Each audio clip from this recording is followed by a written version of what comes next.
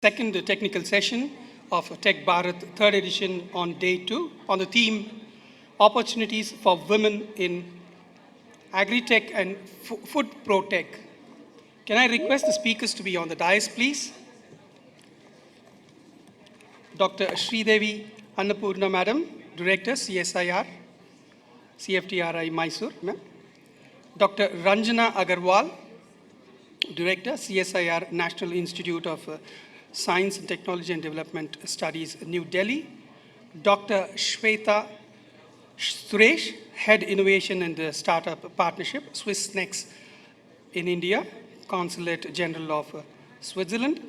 Srimati Lalita Gowda, Founder and Chairman, Indira Foods, Bangalore. Srimati Chaya Madam, Vice President, Laghu Udyog Bharati, Karnataka, and Country President, ABWCI, Founder and Managing Director,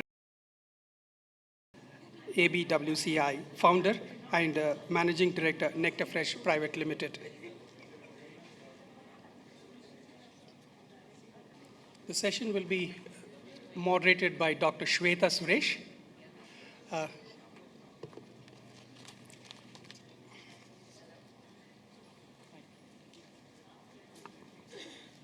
Hello. Okay. I think it's my great pleasure to be here, and I'm as much looking forward to learning from these amazing women as much as you are. And thank you very much to the organizers, especially to GEMC, for inviting me to be a part of this, and also bringing Switzerland into the, this very important topic. This is a shared topic, I think. Thank you.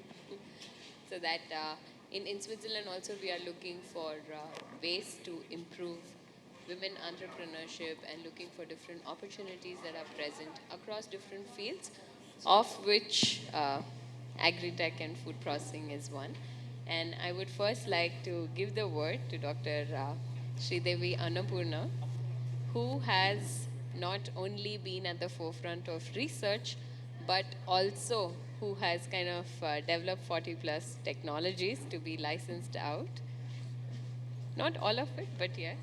So, the journey to tech transfer, from research to tech transfer, I think this is becoming more and more important, because ultimately business is an amalgamation of two different fields. One is scientists who are CTOs, so to say, and business people who are more the CEOs, and that is how we can see economic prosperity. So, yeah. Thank you very much, and a very good afternoon to all present. So when we talk of food, it is generally associated with women, especially in our country. And we think that if they are good cooks, then a good product can be made for the market. But that is not true. You could be a wonderful cook, but the problem is food spoils. What is food for humans is also food for microorganisms, for insects, and so on.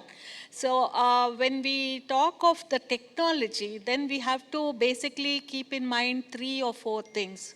One is the moisture content.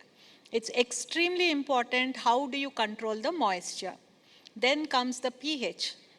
And the third thing is the temperature, how it has been processed.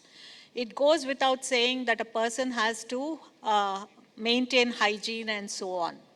Now, if your moisture is low, then probably you are having a safer food.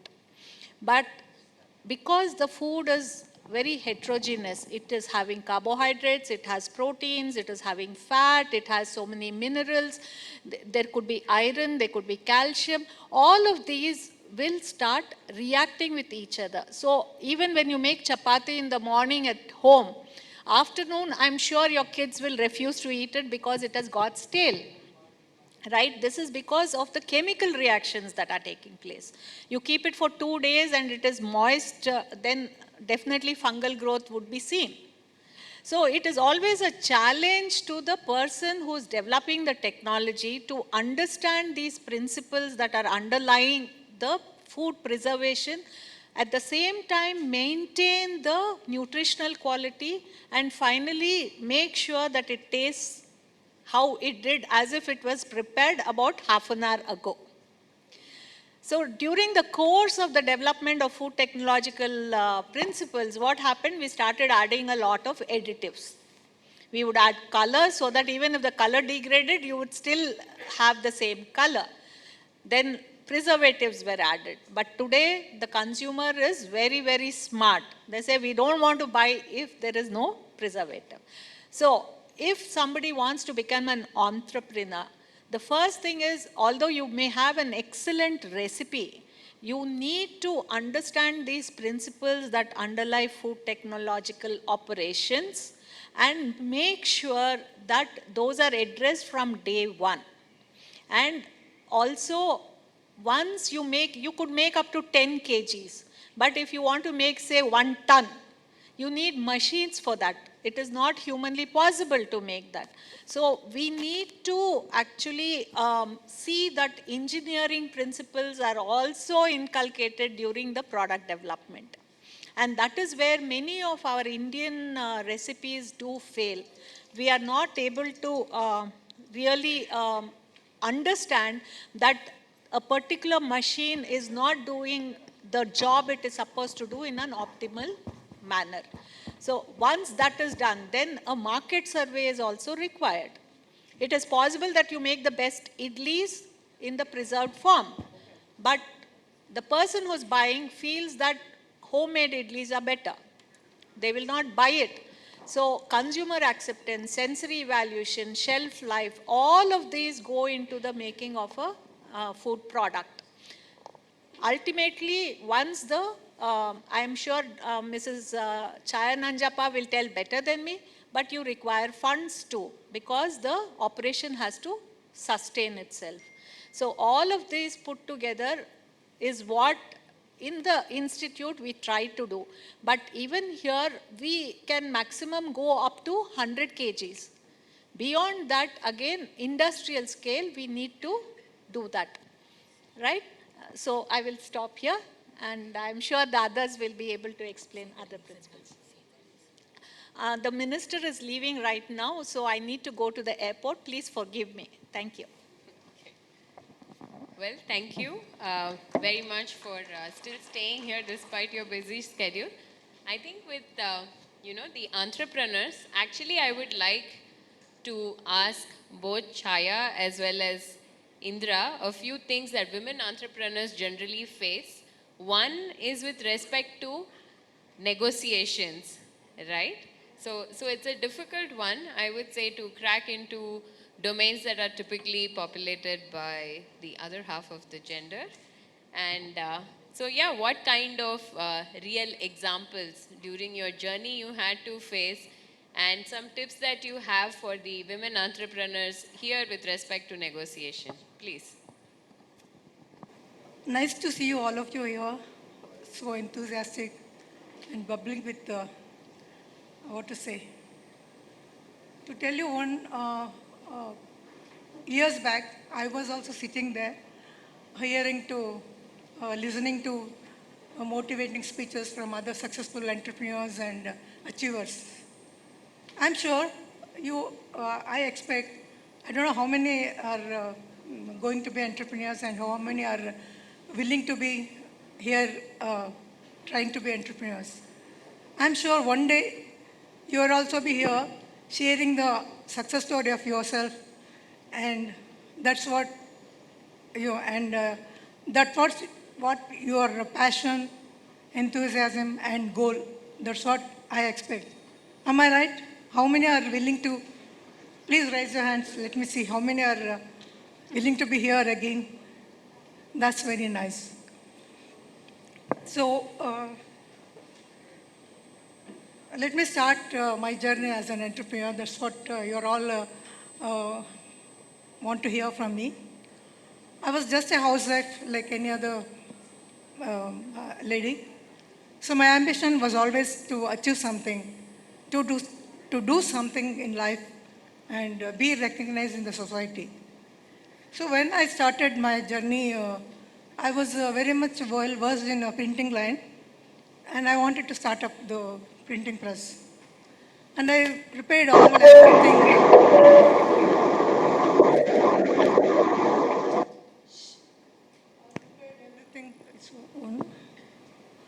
project report, quotations, machinery quotation, everything. But I went to banks and all. They said, Madam, ನಿಮ್ಗೇನು ಬೇರೆ ಕೆಲಸ ಇಲ್ವಾ ಆರಾಮಾಗಿ ಮನೇಲಿರಿ ಹೆಂಡತಿ ಗಂಡ ಮಕ್ಕಳು ಯಾಕೆ ಈ ತಲೆನೋವೆಲ್ಲ ಬಿಸ್ನೆಸ್ ಎಲ್ಲ ನಿಮ್ದಲ್ಲ that's what they didn't encourage me at all I was very much disappointed but I didn't leave it but again I went to so many bank managers and all and finally one manager was ready to give then he said bring permission from your husband and bring collateral security also. And luckily, my father was ready to give collateral security.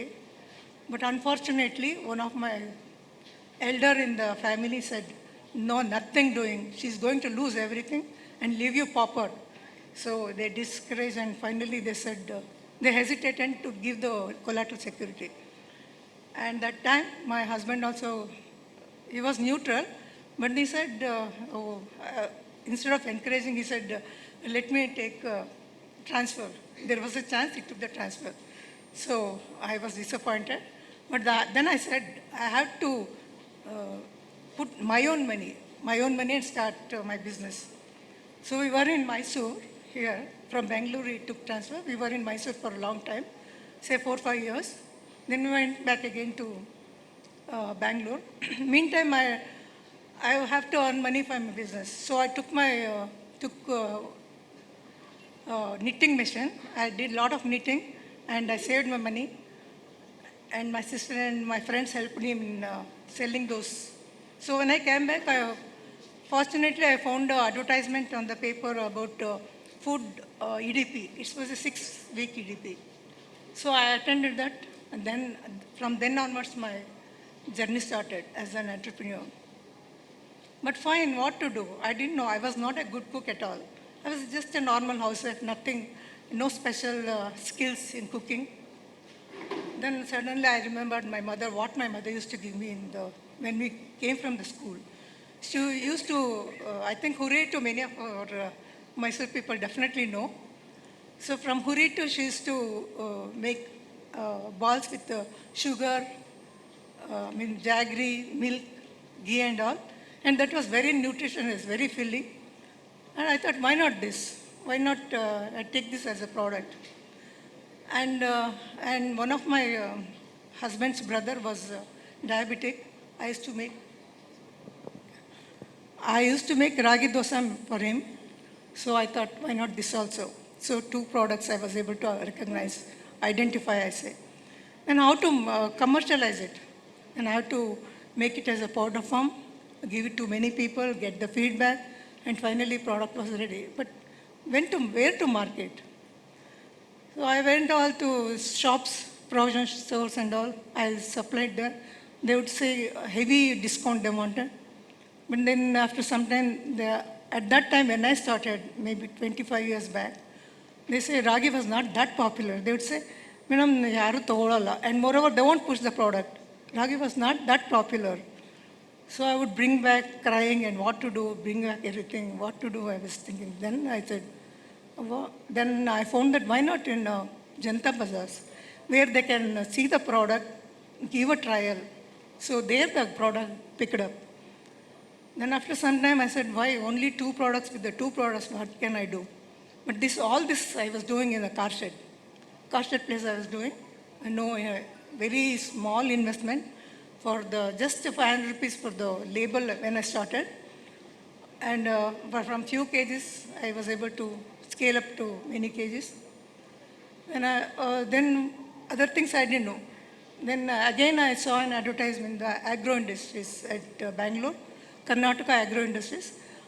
They were conducting a special program for the youth in food and food preservation. Yes, Then sir. I tried over there. उनका audio आ रहा है, उनके video में problem है, उनका video pleasing. It's not here. No, I think it's just some mic problem. Okay. So I saw an advertise in the paper about food processing at agro industries, Karnataka Agro Industries. It was only for the youth. So I approached them. They said, Madam, it's not for you. It's only for the youth.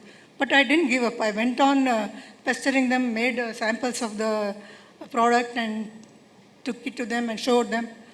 But finally, they said, okay, let us give her a chance. And I'm proud to tell you that I'm the only person who started the food industry after but there were nearly 30 students, but only I came up with the uh, food business.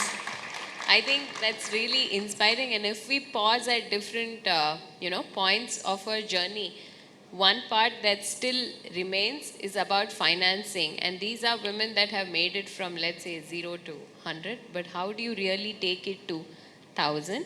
And ahead of her time, when, nowadays we use the term D2C or direct to customer, I think she was quite quick to realize that is the way for a brand to grow. And one of the things that we also have to keep in mind with our brands normally is what kind of route would you like to take that makes most sense commercially, whether it is D2C or whether it is B2B2C, a bit like how, let's say, Chaya would have done with Nectar Fresh. Do you want to give points about your journey and also discovering not just the mode but also financing aspects? Yeah.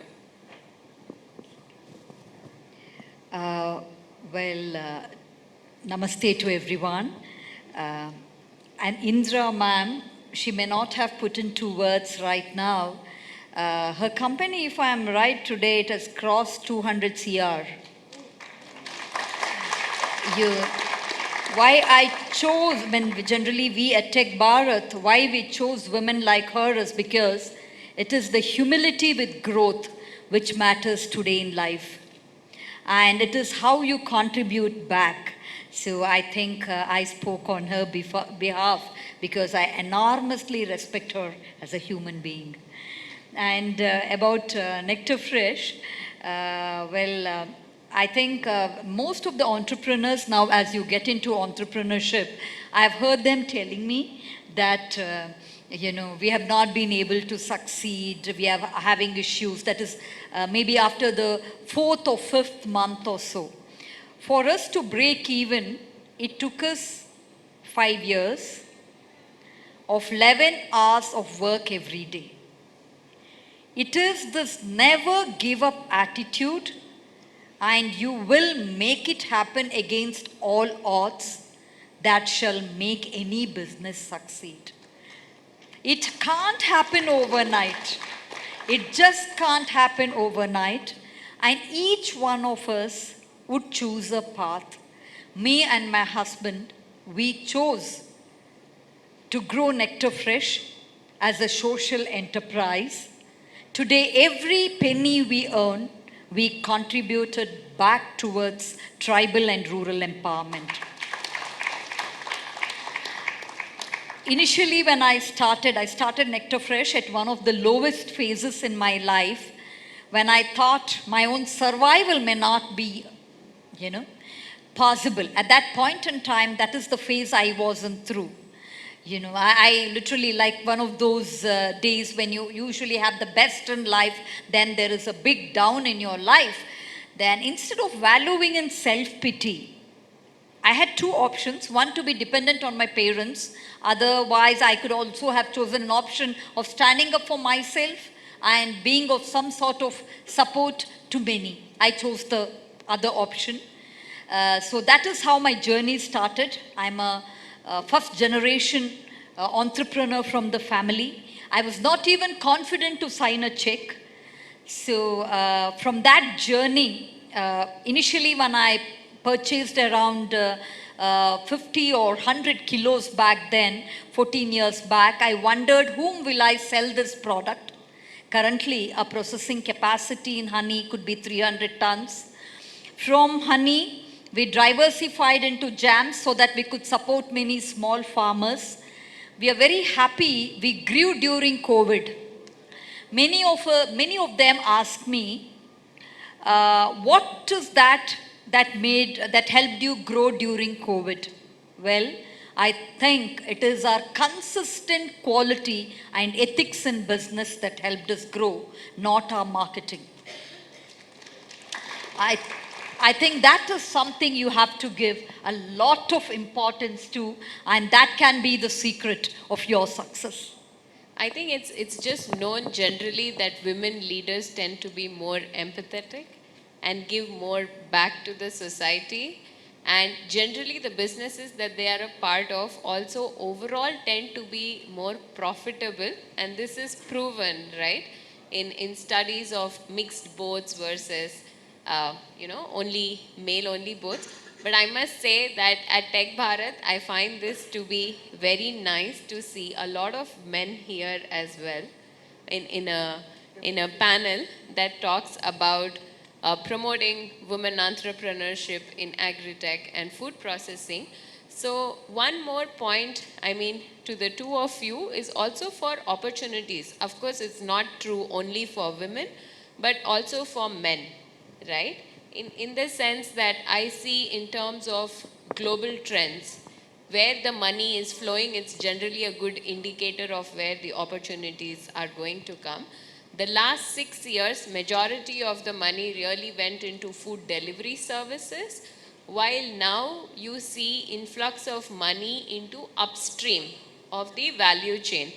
By that we look more at precision agriculture, something that was alluded to a lot in the previous panel as well, which is generally using technology to improve efficiency, but then also in food waste cycling. So one of you really mentioned what is food for humans is also food for microbes, but how is it that we can really value, let's say, byproducts and maybe convert them into feed for livestock or use it as a starting material for something else. And the other part tends to be about recycling and upcycling, right? So right from sustainable packaging, and what really is at the center of these trends, one is the consumer as a driver. So within India, of course, you have a population that could represent Switzerland, and of course, another population, most of my fellow countrymen don't have 3 square meals a day. So we have everything, but the ones that are more aware are really looking for this consistent quality and also clean packaging and functional foods. So something that Indra ma'am alluded to, wherein she said, Ragi was not the grain to go to den, but right now you see a lot of opportunity for functional food. Whether it is to do with somebody's intolerance to something, whether it is to do with improving performance of something, or whether it is generally food, also typically for women. I think that's a larger gap wherein we call it as tech for EVA, right? Or technologies that typically affect females. So I think these are also different things to consider as far as opportunities themselves are there. And Ranjana, would you also like to share the government impetus and also how, few of the programs that are valid for women, and of course we don't mind if you also share opportunities for men. Okay. Sure. Namaskar. Thank you, Shweta. First of all, I would like to thank CFTRI and Laghu Bharati for this Tech Bharat and also having a dedicated session for women entrepreneurship. And I'm very pleased to share my fellow panelists, Dr. Sridevi Annapurna Singh, and the two brilliant entrepreneurs. So when I listened the story of Srimati Indira, it reminded me of the story of Lijjat Papad. You know, we were like very little children watching Doordarshan, Lijjat Papad ad coming, all of us like jumping. At that time, we never realized these were 7 women, not formally educated, which we call, and they started with the mere amount of 80 rupees, and today they are 1,600 crores, providing employment to 45,000 women. So I really feel amazed by the power of women, which is inherent. You don't have to bring that power from outside. We can be role models for each other.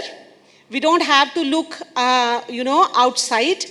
There are so many women role models available around us. The only need is we just like have a good look at them and recognize, as the word used was empathy, inclusiveness, support system, can we create for women? Entrepreneurship is a very buzzword nowadays. When we talk of startups, we talk of incubation centers, we talk of venture funding, etc., etc. So, but I believe, as Dr. Sridevi Annapurna Singh said, women are born technocrats. Our mothers, our grandmothers knew how to process food. In every season they have one thing or the other thing to do. They were never empty.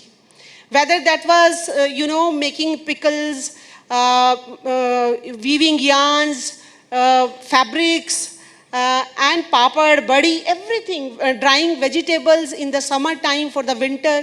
So they were born technocrats. Similarly, they were also participating in the agriculture. But they were kind of unsung, unseen, invisible force, which is now in the forefront. And Government of India, as Shweta has asked me, and she has also shown me a paper slip, like we have to finish within this time. So I will try to wind up at the earliest. Government of India is also providing lots of opportunity to women. But the only thing is, are the women who really want to venture into entrepreneurship know about these, schemes of government? Are the technologies being developed in our R&D institutions? Do they know what is happening in the laboratories? What is available for them? So several schemes are there. And my institution, this is one of the laboratory of CSIR, which is a National Institute of Science, Communication and Policy Research. So our mandate is basically to communicate about technologies which are available to the society, which they can take up, and also about the policies which are available, and also finding out the gaps, like how we can develop, reshape the policies to make them more friendlier, more accessible. I would like to touch upon only 3 points very briefly. How we are trying to empower women and men also, but women can definitely be benefited if they want to. First is the aroma crops, aromatic plants. Traditional agriculture is going on, that's good thing. As Dr. Indira said, ragi was not the in food that time. So similarly, aromatic plants can be an alternative cash crop where women can also, produce them. Because the system support is available from the government also, where they get the saplings, etc. And then the aromatic oil connecting to the fragrance industry, exporting, how the aroma oils, essential oils are important in today's world.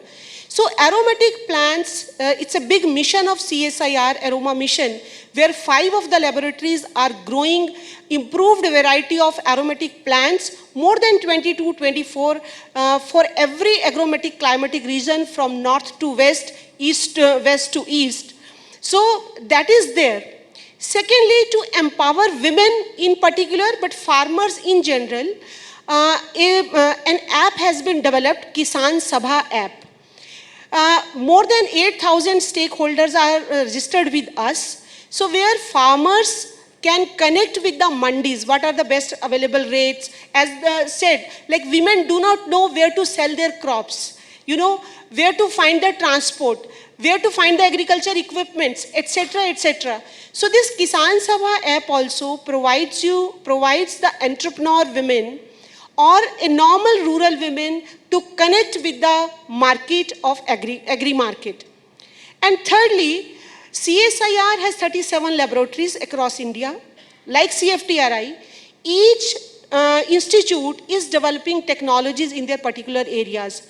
And those technologies can be utilized by the society. So we have identified those technologies which are very less cost intensive. Many of them are having no license fee. They are available freely. So women entrepreneurship should come forward, must know about the schemes provided by the government, the support system, enhance their skill, and as said by Chaya ji, there is no substitute of hard work and perseverance. Thank you so very much. Thank you very much. I think one last question from my side before we throw the Q&A open to the audience. So please be ready with your questions. The last one is, the export-led growth. For example, I know with respect to Switzerland, Switzerland has been recognizing produce from India that comes under NPOP since 2006 under reciprocal agreement. So as long as it's organic produce from here under the aegis of the government, Switzerland also recognizes that for export, so there is no recertification. But at the same time, entrepreneurs like, Indra ma'am have exported their produce to a lot of countries, including the US. So a key point, so to say, how is it that you export? For example, whether it's through partners, marketing, what are the different challenges and how you overcame them?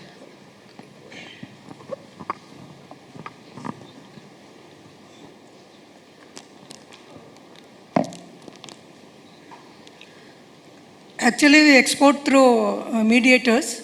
We don't directly export. So there will be so many people who take our product and export. That's how we work. We don't directly export. But how do you find these mediators? It's all through website only, not Google supplies everything. I mean, you can find anything from Google, and we keep on chatting with them, and somehow we will be able to export. Would you like to share? Pertaining to exports, what I noticed is that earlier we were relying on agents because coming from rural India, our unit is in a place called Naguvanahalli. You have lot of challenges, and finding a client out of the country, again, when you're not investing a lot on marketing, that can be a challenge. But how we overcame that is, first of all, from day one, we have been very, very particular on the quality we maintain. My personal opinion or the experience that I've had is, if you have very good quality, buyers come to you. And that I truly say with our own journey. And right now you will be surprised to know that it didn't happen overnight. After, I would say, around 8 years, today all our products go with 100% advance. And how we tap the export market, I really owe it to the hospitality sector. We started replacing foreign brands like Berenberg, Bon Mema in the 5-star hotels with our quality. I mean, be it the product or the packaging, it has to be very aesthetic. You have to give importance to the product packaging a lot, because that's what initially it moves from the shelves. Then your quality is being looked into too. So that is how our inquiries started coming from abroad. And post-COVID now, we are directly exporting, and you will not believe, it is just word of mouth how we are doing this, and that's how our growth started with exports. Many talk of international exhibitions and all that. Yes, that's also there, but our growth was with this particular way we have grown right now. Thank you very much. That's very inspiring that, quality, just plain quality can lead to organic growth. And now I'm just going to throw the floor open to those that have questions. If there is a gentleman there. Yes. I think Mr. Rajaraman from Amul, right? Yes, see how. Thank you very much for your excellent memory. It's a very interesting thing to learn. There was a very good, really today I'm getting much more inspired, more than the way where I worked in Amul. Very frank to you. See, those days, people say in Indian, one of the Indian language, Adupodum Pengalukku Padipadarku. That means when my grandfather used to be there, he used to say, do not send the girl to education. They are meant for only cooking. So now Indira Madam made a very good role model assembly. Now the things are changing. Women are getting more empowered. They are becoming more asset than the human being as male as such. What happened in the case of my wife, she don't know how to prepare a curd. She don't know how to prepare curd because once the Amul curd came and other curd came in the market, she forgot totally the preparation of curd as such. And if you ask my daughter-in-law why to prepare curd, probably she may send a divorce notice to my son. Why I am telling you? Because they are now technically qualified, they are upgraded, the skills are becoming excellent, the women are becoming another excellent entrepreneur as such. It's really very much impressive and we are going to go further activity also. So what I done is we started. What's the question? Sorry. Question is there. What happened when we started working Amul and also from a woman entrepreneur, we started an UNDP project activity. We are not getting loan for the rural dairy farmers, women dairy farmers. Through MSME, we tried to so many things also. Unfortunately, I'm not able to meet the NABARD gentlemen who have come here. So because of the whatever the UNDP given money for infrastructure development, since the loan is not given, we are not able to purchase the cattle. Since we are not purchasing cattle, we are not able to enhance the livelihood of rural women. I'm going to request both. So that's what I want to know. Well Some solution can be taken in this stage so that some resolution will be passed and we can send the government so that the bank can be more helpful to the farmers. Thank you. Yeah. Do you want to start? Any of you? Well, yeah.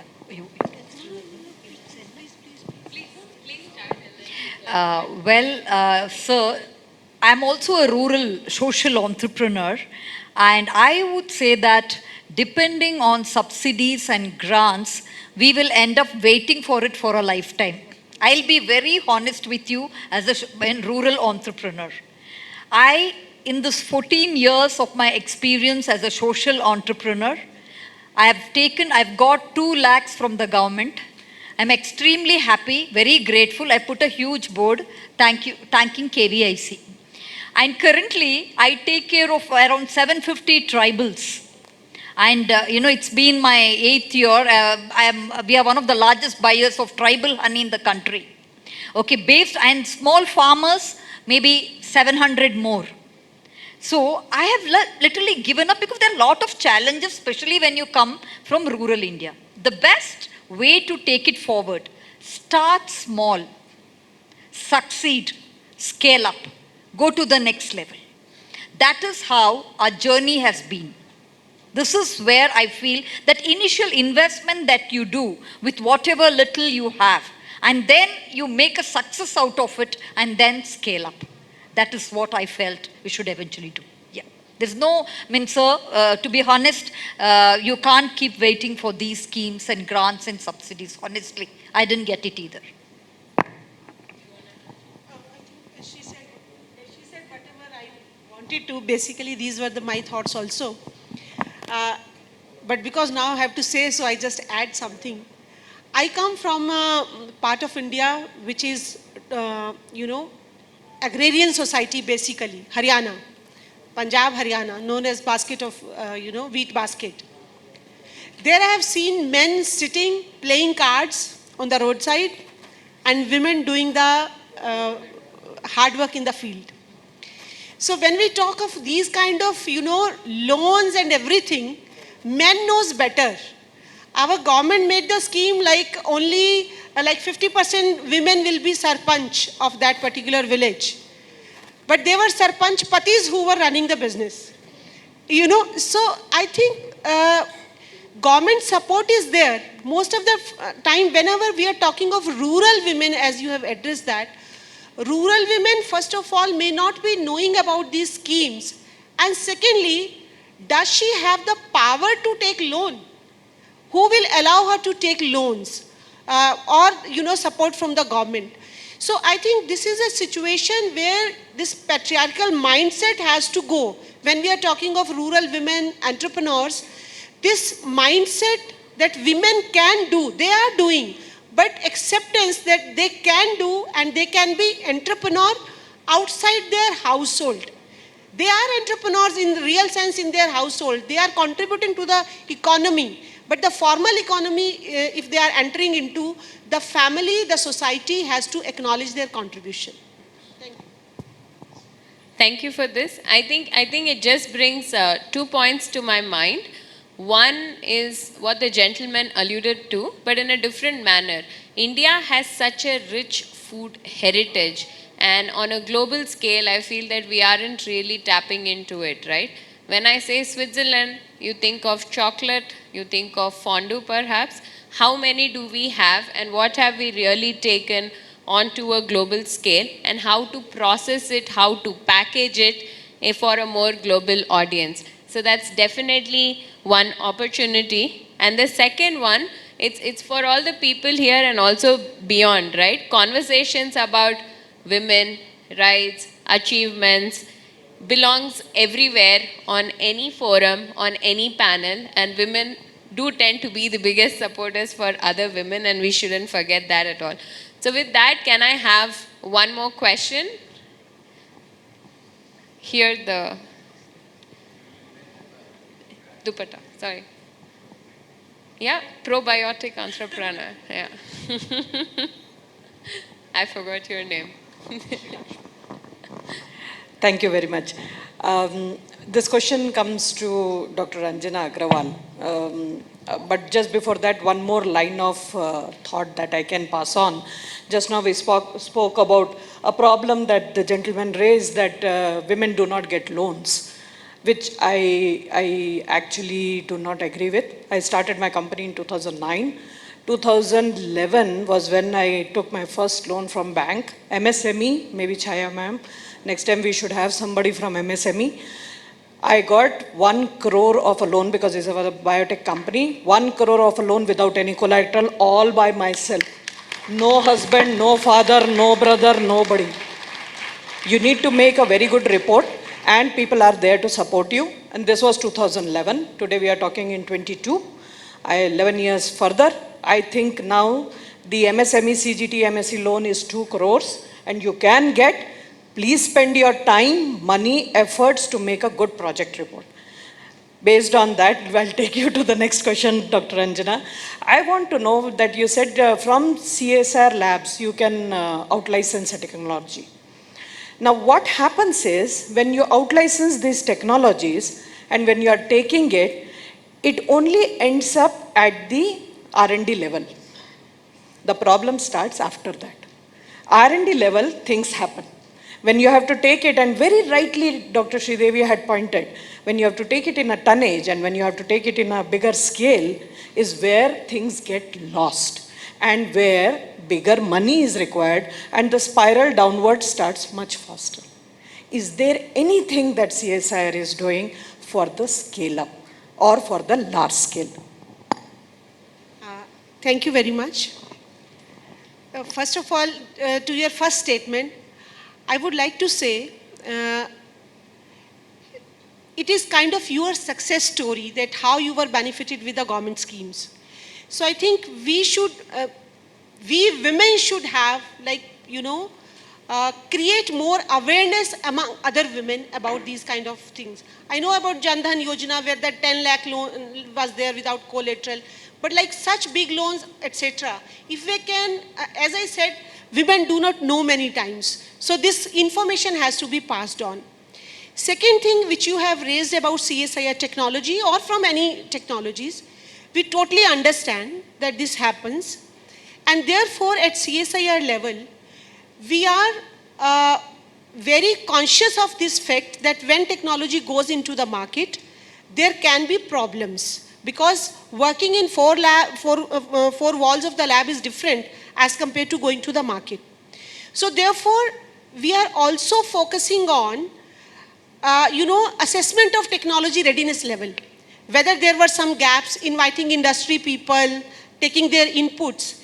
And also we are trying to create mechanism where we can handhold for a, for a period when the technology adapter if he has some kind of problems, we can create a link between the technology developer and the adapter.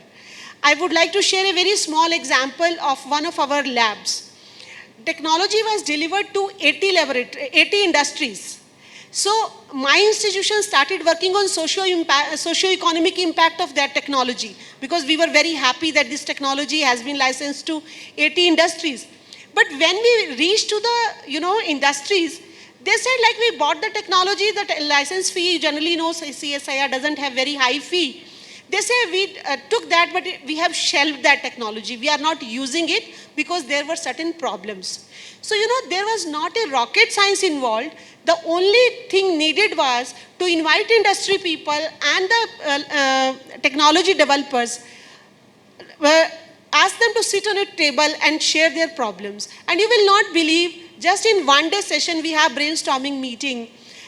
Some exchange of ideas, some discussion. They also felt that the technology was good. But the only thing was, there was not enough hand holding. If some things are coming, hindrances were there, they were not removed. So I think CSIR is very conscious about the fact, and we are constantly working into that whenever our technologies are transferred, we are there with the licensee, and if there are issues, we always support them. So we are working on that. If I can just I'd like to add one more point too, with respect to, the transfer of technologies per se. One example that comes to my mind is a current, startup portfolio that I have. And they have this protein enrichment that's coming from algal source, patented technology. Of course, they are in Switzerland small, and they're actually looking for co-development partners in India, right? So they are happy to transfer the technology as long as you have a small BOQ, and are producing global foods, so to say. And in return, what they would like to know is the market trends. So all that I'm trying to say is that we are not limited from where these technologies are really coming from. And if you look at the consumer space in general, you would see that there is a lot of demand, at least in metros, for these kind of global foods, so to say, right? So it's also going a little bit beyond what you would normally look at. And these are ready technologies that sell in their home markets. Yeah. Thank you so much. And the next question comes to you, Shweta, Dr. Shweta. The thing is that we have this technology indigenously developed in India, licensed, IP'd, everything is there. Now taking it outside the country, obviously require market access. Yeah. How can Swiss consulate or innovations at Swiss consulate be helpful to us? Right. So I will answer it in a more direct fashion. So we have a lot of accelerators in Switzerland. So for startups that are already, let's say, selling and you have IP, etc., for that stage, I would say look at Mass Challenge, look at Kickstart, and Tech for Eva. Of course, it's more about health for women, but food really hasn't found its way, though it's no less a component. So, but definitely with respect to Mass Challenge as well as Kickstart, what you would see is that these are CVC kind of accelerators. So CVC means corporate-led. So you have Givaudan, Buehler, Firmenich, all of the large companies that actually look for technologies that they see as next generation. Right? So that's one way to apply. They open calls every year and it's open for global. So the way in which Swissnex has been supporting is essentially also curating, let's say, top 20 or top 50 to send to Mass Challenge, to send to Kickstart, to be a part of their global top 50. Yeah. So that's one aspect. And the other one, of course, which was one of the key motivations for me to be here at Tech Bharat, was actually to understand the different kinds of entrepreneurs and the asks as well. So we can actually look at a fund, something that we did with the government of India during the pandemic, called as Global Stars, is to put some money from Switzerland, put some money from India in order to help entrepreneurs like you and someone from Switzerland to co-develop product. So there were grants that were available. I don't know when the next tranche is opening, but yeah. Thank you. Thank you, madam. Yeah, I think with this we have to close the panel, and I would really like to thank these very inspiring women to come and share all their knowledge and their journeys with us. Yes. So thank you.